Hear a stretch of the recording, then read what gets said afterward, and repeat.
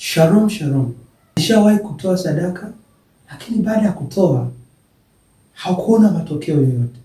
Ulizidi kuona ukame, kupungukiwa, na matatizo yalizidi kukuandama zaidi. Malango yako ya baraka yalizidi kufungwa, ukoona chochote. Sasa nataka nikufundishe sababu ya wewe kuona hayo mambo. Sadaka ni funguo wa kiroho ambao unapoitoa inaweza ikafungua baraka au ikaleta laana kwenye maisha yako. Watu wengi hatufahamu hii siri ya Isaya 1:19. Ulimwengu wa kiroho unaongozwa na nguvu ya sadaka, lakini ni lazima kuwepo na sauti inayokuelekeza ni sadaka gani uitoe. Mambo ya kiroho yanaenda kiroho, hayaendi kimwili. Wagalatia anasema apandaye katika mwili atavuna uharibifu. Kwa kabla haujatoa, ilikupasa kwanza uchunguze ni msukumo gani unakusisitiza utoe. Unatoa kwa sababu ni kawaida, mazoea, au kuna sauti inakupa maelekezo ya kutoa. Ukitoa kwa sababu ni mazoea, hautaona baraka.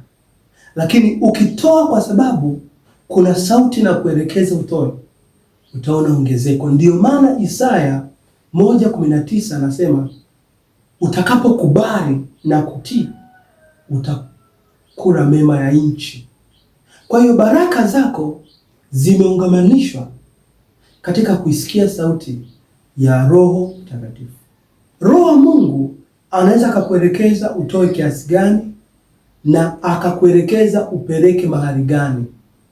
Watu wengi wanaposikia sauti ya Roho Mtakatifu kwamba kamtolee Mungu sadaka, wanaishia kusikiliza tu kamtolee Mungu. Hawaulizi nimtolee kiasi gani, nimtolee nini, nipeleke wapi. Kwa sababu Mungu huwa hasemi moja kwa moja. Tabia ya Mungu anasema mara moja, lakini atataka kupondeka kwako na unyenyekevu. Umuulize tena, umuulize tena, tena na tena. Ukitembea na sauti ya Mungu kwa ukamilifu, hautaona kupungukiwa, hautaona ukame katika maisha yako. Ndio maana Kumbukumbu la Torati anasema itakuwa utakapoisikia sauti ya Bwana Mungu wako kwa bidii, ndipo baraka hizi zitakapokujilia. Hakusema utakapoisikia sauti ya Mungu mara moja. Mungu anaweza akakwambia mtolee sadaka, mshukuru kwa ajili ya shida yako hii amekuponya, au mshukuru, au toa sadaka hii, au fanya hivi. Usishie kusikia sauti moja. Lazima uendelee, urudi, uombe maelekezo zaidi.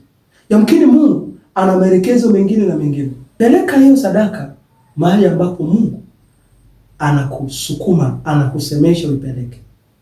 Kwa sababu kuna madhabahu nyingine ukipeleka ile madhabahu, badala ya kunena baraka kwako, inaweza kanena mabaya. Lakini pia hakikisha unapeleka kiasi kikamilifu ambacho Mungu amesema na wewe.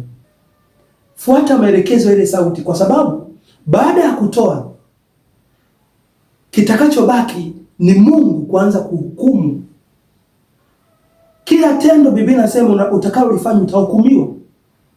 Kwa hiyo kama ulitoa kinyume na ukamilifu wa Mungu, Mungu akianza kupitisha hukumu yake, unaweza usipate baraka ukapata laana. Kwa ni lazima ufuate sauti ya Mungu kikamilifu. Mungu anataka umtolee shilingi ngapi? Mungu anataka umpe mtu kiasi gani?